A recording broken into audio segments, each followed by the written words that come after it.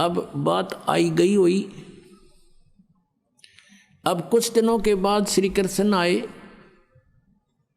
श्री कृष्ण से बताया द्रौपदी ने कि भगवान आपने बड़ी इज्जत रखी, मैंने आपको याद किया, क्योंकि गुरु को याद किया जाता है, और आपने मेरी इज्जत रख दी। और कृष्ण जी को पता भी को नहीं क्या हो गया, कहानी हुआ। राम के श्री कृष्ण ने साड़ी बढ़ा दी, तो फिर बताई गई सारी बातें कि ऐसे ऐसे हुआ था, ऐसे ऐसे हुआ था, और आपने ऐसी दया करी, साड़ी इतना ढेर लग गया, साड़ी खत्म नहीं हुई। अब भगवान श्री कृष्ण पिछले जन्म का भी साधक था और उनकी भी दिव्य दृष्टि काम करे थी। अपनी दिव्य दृष्टि से श्री कृष्ण ने देखा कि ओहो, तो द्रौपदी ने पूछा कि गुरुवर मुझे किस पुण्य का फल मिला ये। तब श्री कृष्ण ने अपनी दूरबीन से देखा, दिव्य दृष्टि से देखा, उसके प्रारब्ध में झांक के। ये तो आम आदमी देख लेते थे, पहले इतनी अच्छी आत्मा होती थी। जैसे कहते हैं धृतराष्ट्र ने ऐसे, कोई कथा फिर बताएंगे, प्रसंग बदल जाएगा। तो अब उसने देखा कि द्रौपदी तूने एक अंधे महात्मा को एक साड़ी का टुकड़ा पाड़ के दिया था,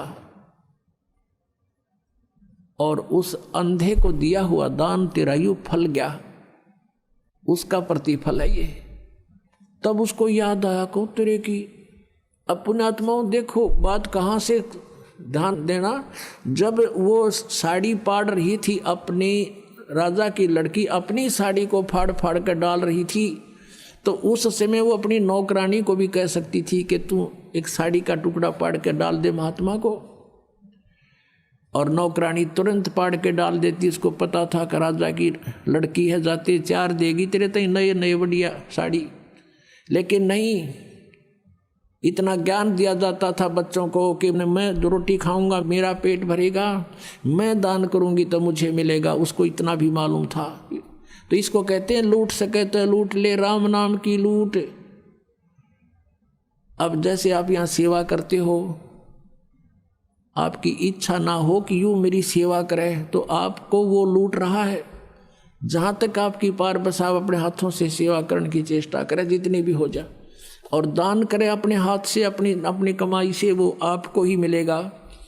तो कहते हैं जब तक माता पिता के अधीन है बच्चे, तब तक वो दान करते हैं, तो भले ही वो माता पिता का ही है, लेकिन जिसने दान अपने निमित्त से किया है उसी को फल मिलता है। अब द्रौपदी कहती है कि हे भगवान, एक छोटी सी लीर पाड़ के दी थी मैंने, उसका इतना फल मिल गया, इज्जत रख दी मेरी, साड़ी तो देखी जा, लेकिन आज जो मेरी इज्जत रही है उसकी तो कोई कीमत नहीं। तब कहते हैं कि एक लीर के कारण मेरे हो गए चीर अपार, जब मैं पहले जानती तो सबके में देती वार। इसे महापुरुष को और एक इतना दान करने से आज मेरी इतनी इज्जत रही है, यदि मुझे पहले पता लग जाता तो ना जाने क्या न्यौछावर कर देती उस महापुरुष के लिए।